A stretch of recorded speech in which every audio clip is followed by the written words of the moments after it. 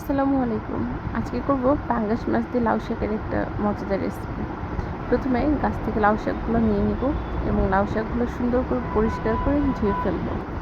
এরপরে এর সাথে একটা আলু কেটে নিয়েছি, কারণ শুধু শুধু শাকটা ভালো লাগবে না খেতে।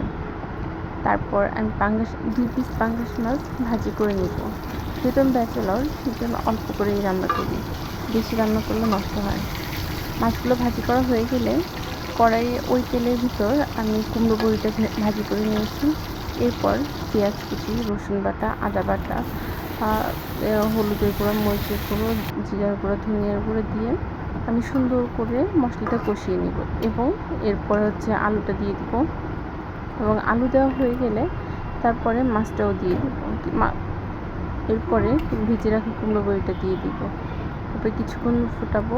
কিছুক্ষণ কষানো হয়ে গেলে পরে শাক দিয়ে দিব। যখন আলুটা 50% মতো সিদ্ধ হয়ে যাবে, তখন আমি শাকটা দিয়ে ঢেকে রেখে দিব।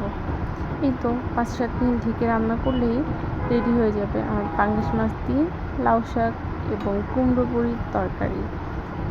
এটা যে কি অসম্ভব মজা হয়েছিল, সেটা না খেলে বোঝাই যাবে না। Thank you.